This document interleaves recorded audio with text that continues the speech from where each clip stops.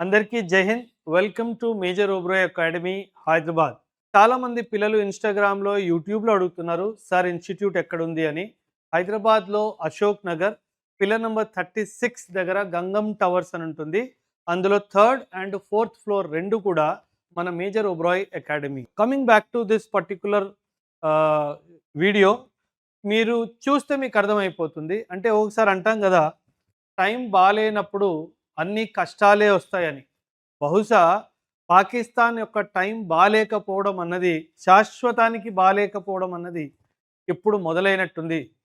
China పాకిస్తాన్‌కి ultimatum ఇచ్చేసింది. ఏంటి అల్టిమేటం అనుకుంటున్నారా? ఏం కాదు.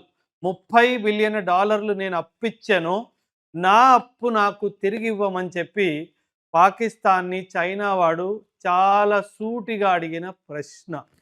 అంటే ఒకవైపు ఇరాన్ యుద్ధంలో మూర్ఖత్వంగా ఇరుక్కుంటుంది పాకిస్తాన్. రెండో వైపు బలూచిస్తాన్ కష్టాలు, మూడో వైపు పీఓకే కష్టాలు, నాలుగో వైపు ఆఫ్ఘనిస్తాన్ కష్టాలు, ఐదో వైపు సింధ్ ప్రాంతంలో కష్టాలు, ఆరవ వైపు గిల్గిట్ బాల్తిస్తాన్ ఆ నార్త్‌లో పాకిస్తాన్‌కి చెందిన తెహ్రీకే తాలిబాన్ పాకిస్తాన్. యాక్చువల్లీ తెహ్రీకే తాలిబాన్ పాకిస్తాన్ ఆఫ్ఘనిస్తాన్ నుంచి వచ్చి పాకిస్తాన్‌లో వీళ్ళు టెర్రరిజం చేస్తారు, ఉగ్రవాదం చేస్తారు. ఇలా 6 మూలల నుంచి ఇరుక్కుపోయింది పాకిస్తాన్. తను ఎప్పటినుంచో చైనాని స్నేహితుడు అనుకుంటున్న చైనా దేశం కూడా ఇప్పుడు వేలెత్తి చూపిస్తుంది పాకిస్తాన్‌కి. ఏమని వేలెత్తి చూపిస్తుంది? నా డబ్బు నాకు తిరిగిచ్చేయి. డబ్బు కూడా రూపాయి, రూ. 2 కాదు. $30 బిలియన్. $30 బిలియన్ కాదు. $3 బిలియన్ కాదు. $1 బిలియన్ కాదు. $0.1 బిలియన్ కూడా ఇవ్వలేని పరిస్థితి ఈ మహానుభావుడిది. చేతులు జోడించుకొని కూర్చున్నాడు, వేలెత్తి చూపిస్తున్నాడు. ఇదే మన దేశానికి పాకిస్తాన్‌కి ఏమంటారు డిఫరెన్స్ అనమాట. మనకి వాడికి కంపారిజనే లేదులెండి. వాడితో కంపారిజన్ చేసుకుంటే మనం మనల్ని కిందగా చూపించుకోవడం, చిన్నగా చూపించుకోవడం అని భావిస్తాం మనము. But at the same time వీడి అదృష్టమో దురదృష్టమో వీడు వచ్చినప్పటి నుంచి ఒకటే పని చేస్తున్నాడు, చేతులు జోడించుకుంటున్నాడు తప్పితే ఇంకేమీ చేయట్లేదు. అసలు పాకిస్తాన్‌కి పరిస్థితి ఎందుకు ఏర్పడింది? దీనిపై కొంచెం బ్రెయిన్ స్టార్మింగ్ చేస్తాను, కొంచెం వార్ గేమింగ్ చేస్తాను. జాగ్రత్తగా వినండి. ఈ పాకిస్తానోడు ఏంటంటే, పాకిస్తాన్ ఈ మ్యాప్ కూడా చూపిస్తాను. ఆగి మాట్లాడతాను. దాని గురించి కూడా మాట్లాడతాను. ఈ పాకిస్తాన్‌తో ఒక ప్రాబ్లమ్ ఉంది. ఆ ప్రాబ్లమ్ ఏంటంటే, వాళ్ళకి పని చేయడం రాదు. They don't know how to make money. They don't know how to make money. వీళ్ళకి డబ్బు సంపాదించడం రాదు.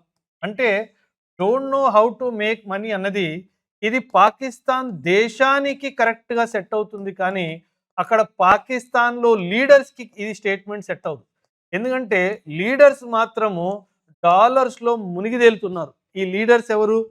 Political leaders and military leadership కూడా వీళ్ళందరూ డబ్బుల్లో మునిగి తేలుతున్నారు. కానీ పాపం ఆ దేశము, పాపం అనకూడదు, నాకు అనాలని అనిపించట్లేదు, కానీ నోటికొచ్చేసింది. పాపం ఆ దేశం దాని పరిస్థితులు చూసి నా నోటికి పాపం అని వచ్చేసింది. ఆ దేశము ఎంత దురదృష్టానికి వెళ్ళిపోయిందంటే ఇలాంటి నిజాయితీ లేని లీడర్షిప్ ఉండడం వలనే. సో వీళ్ళేంటంటే 1947లో మనం పుట్టాము, 1947లో వీడు కూడా పుట్టాడు. కానీ ఈరోజు పాకిస్తాన్ ఎక్కడ చేరిపోయింది, మనం ఎక్కడ చేరుకున్నామో మీరు గుర్తించాలి. $30 బిలియన్ చైనాకి ఇవ్వాలి. ఆ $30 బిలియన్ సరే, మీరు అప్పు తెచ్చుకున్నారు, బాగానే ఉంది. ఆ అప్పుతో ఏదైనా ప్రాజెక్ట్ చేశారా? లేదా ఆ అప్పుతో ఇంకేమైనా ఇన్ఫ్రాస్ట్రక్చర్ బిల్డ్ చేశారా? లేదా ఆ అప్పుతో ఏమైనా గవర్నమెంట్ స్కీమ్ నడిపారా? లేదా ఆ అప్పుతో ఏదైనా డ్యాములు లాంటివి ఏమన్నా కట్టుకున్నారా? స్కూల్స్ లాంటివి ఏమన్నా కట్టుకున్నారా? లేదా ఏమన్నా పెద్దగా ఇన్వెస్ట్మెంట్ చేశారా? ఇవన్నీ ఏమీ లేవు. ఆ అప్పుతో ఏం చేశారు తెలుసా? మీరు నవ్వుతారు చూస్తే. ఈ అప్పు చైనా నుంచి వచ్చింది, డాలర్స్‌లో చైనా నుంచి వచ్చింది. ఈ అప్పుని ఏం చేశారు తెలుసా? ఇంకో అప్పు తీర్చడానికి వాడుకున్నారు.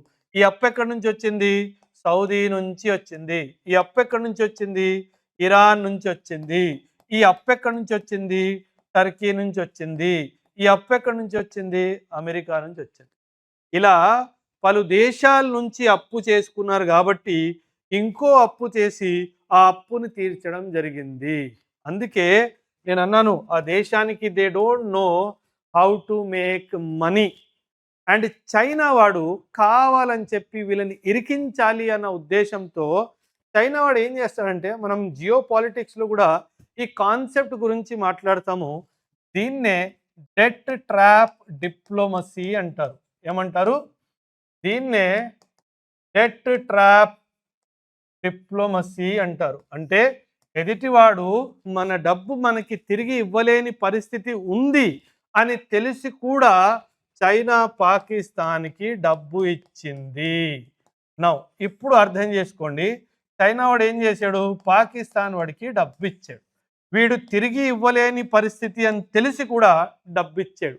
Now the question comes is, ఎందుకు ఇచ్చాడు? అప్పుడు దీన్ని ఏమంటారంటే స్ట్రాటజిక్ డెప్త్ అని ఒక కాన్సెప్ట్ ఉంటుంది.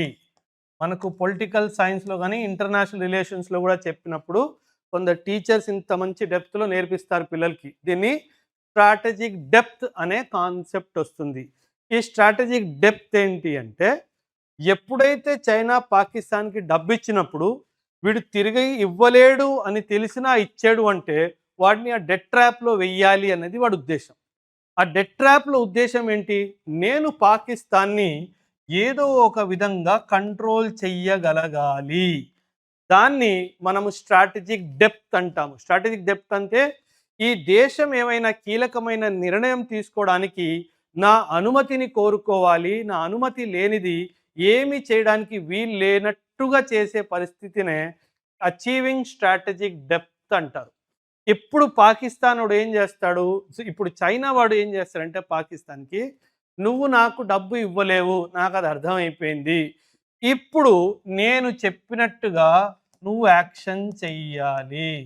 అంటే మనం అప్పుడప్పుడు రోడ్ సైడ్న ఏమంటారు, మన కోతుల్ని ఆడిస్తూ ఉంటారు చూడండి. ఆయన చెప్పినట్టుగా కోతి జంప్ చేస్తూ ఉంటుంది, మనం అందరం డబ్బులు వేస్తాము ఆ నాటకం చూడ్డానికి. ఇప్పుడు చైనా వాడు ఆ కోతిని ఆడించేవాడు, పాకిస్తాన్ ఆ కోతిలా తయారైంది. ఇప్పుడు వీడు చెప్పినట్టుగా పాకిస్తాన్ యాక్షన్ చేయాల్సి ఉంటుంది. ఆ యాక్షన్ ఏమేం యాక్షన్స్ అయి ఉండొచ్చు? ఆ యాక్షన్ చూడు, నేను డైరెక్ట్గా యుద్ధం చేయలేని పరిస్థితి. నేను ఇండియాతో డైరెక్ట్గా యుద్ధం చేస్తే ఇండియా వాడు నాతో ట్రేడ్ చేయడం మానేస్తాడు. కానీ నా ఉద్దేశం ఏంటంటే, ఇండియా వాడు నీతో బిజీగా ఉండాలి, ఇండియా వాడు ఎదగడానికి వీల్లేదు. So keep India busy. One task. What is this task? Keep India busy. ఎందులో బిజీ పెట్టు? ఇండియాని ఫైటింగ్ టెర్రరిజంలో బిజీగా పెట్టు. ఇండియాని ఎందులో బిజీగా పెట్టాలి? ఫైటింగ్ టెర్రరిజంలో బిజీ పెట్టు. రెండోది, ఇండియాని keep busy by doing drug trafficking in India. ఇండియాలో డ్రగ్స్ పంపిస్తూ ఉండు, ఇండియా యూత్ని చెడగొట్టు, ఇలా డ్రగ్ ట్రాఫికింగ్ చేస్తూ.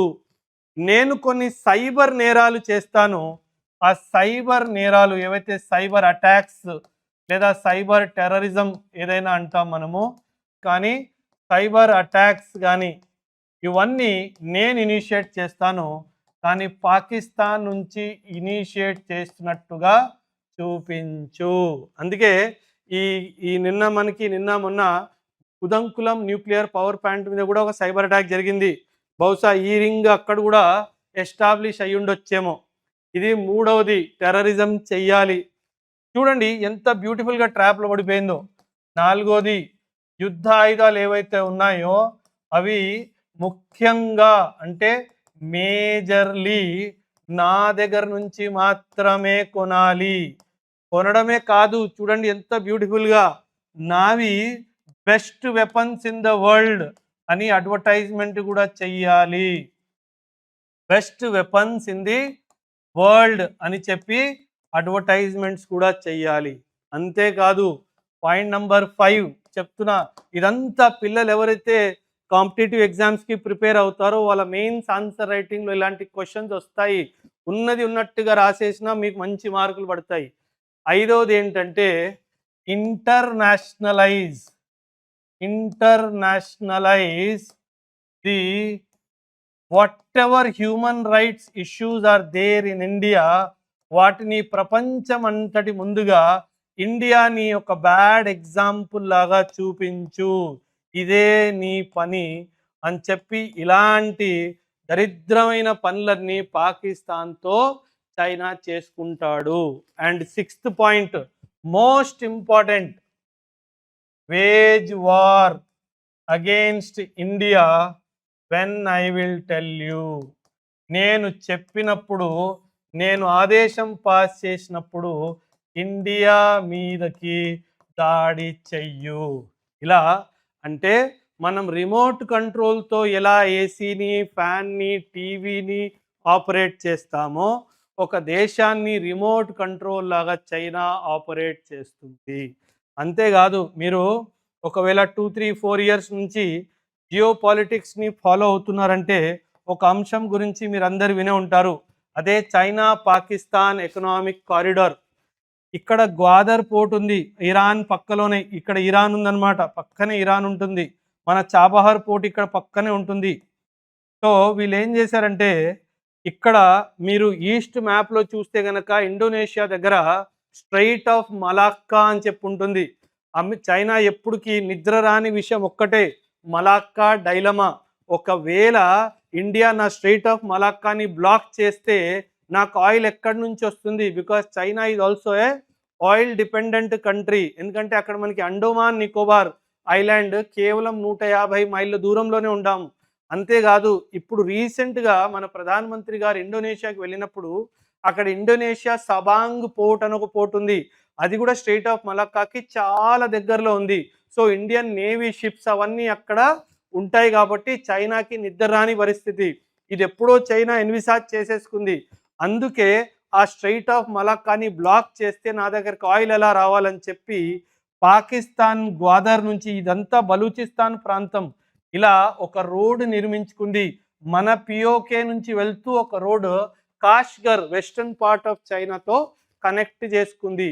ఈ ప్రాజెక్ట్ పేరే చైనా పాకిస్తాన్ ఎకనామిక్ కారిడార్. మీ అందరికీ తెలుసా, ఈ యొక్క ప్రాజెక్టు కోసం చైనా $60 బిలియన్ కూడా పాకిస్తాన్లో ఇన్వెస్ట్మెంట్ చేసింది. ఈ ఇన్వెస్ట్మెంట్ ఎలా చేసిందంటే చూడండి ఎంత బ్యూటిఫుల్గా. ఈ ఎదవకు అప్పుడు కూడా అర్థం కాలేదు అసలు ఏం జరుగుతుందని ఆ దేశంలోని. చైనా వాడు ఈ చైనా పాకిస్తాన్ ఎకనామిక్ కారిడార్ కట్టుకున్నప్పుడు ఒక్క చిల్లి గవ్వ, ఒక్క రూపాయి కూడా పాకిస్తాన్ చేతిలో పెట్టలేదు. వాడు ఏం చేశాడంటే ఈ రోడ్డు తయారు చేయడానికి కావాల్సిన మెటీరియల్, అది తయారు చేయడానికి కావాల్సిన ఇంజనీర్లు, అది తయారు చేయడానికి కావాల్సిన లేబర్ ఫోర్స్ అందరినీ చైనా నుంచి తెచ్చుకున్నాడు. చైనా నుంచి తెచ్చుకొని ఈ రోడ్ అంతా సొంతంగా తయారు చేసుకున్నాడు. ఈ రోడ్ అంతా తయారు చేసుకోవడమే కాదు, ఈ చైనా పాకిస్తాన్ రోడ్ ఎక్కడెక్కడి నుంచి వెళ్తుందో ఆ road is properties of national property of China అని చెప్పి కూడా ఈ ఎదవ దగ్గర రాయించుకున్నాడు. డబ్బులకి కక్కుర్తి పడిపోయి దేశ భూమి ఇంకొకడికి అమ్ముకున్నాడు. ఇప్పుడు చైనా దీన్నే స్ట్రాటజిక్ డెప్త్ అంటారు. ఇది మనము కొలోనియలిజం కాన్సెప్ట్ మీరు స్కూల్లో ఉన్నప్పుడు చదివితే దీన్నే మనం ఏమంటామంటే నియో కొలోనియలిజం అని కూడా అంటాము. Neo colonialism. ఒకప్పుడు దాడి చేసి కంట్రోల్ చేసేవాళ్ళు ఇప్పుడు డబ్బు పడేసి మనీ బలంతో కంట్రోల్ చేస్తారు. దీన్నే నియో కొలోనియలిజం అంటారు. అంటే ఆ దేశాన్ని చేతగానితనాన్ని దాపెట్టుకోవడానికి వీళ్ళు అడుక్కునే డబ్బులు తెచ్చుకొని ఆ దేశాన్ని నడుపుతున్నారు. ఇది పాకిస్తాన్ ఆర్థిక పరిస్థితి, సామాజిక పరిస్థితి బాలేదు, వ్యవహారిక పరిస్థితి బాలేదు, బార్డర్లో ఎవ్వరితో బాలేదు, ఇంట్లో అన్ని ప్రాబ్లమ్స్ ఉన్నాయి, ఆర్థికంగా కూడా ప్రాబ్లమ్స్ ఉన్నాయి. ఏదో ఒక రోజు it is only a matter of time Pakistan as a nation కుప్ప కూలిపోవడం మాత్రం గ్యారంటీ. సో పాకిస్తాన్ చేస్తున్న ఈ వెధవ పని పైన, చైనా వాడు చేసిన ఈ వెధవ పని పైన కూడా మీ అభిప్రాయాల్ని ఖచ్చితంగా కమెంట్స్లో తెలియచేయండి. Thank you. అండ్ జై హింద్.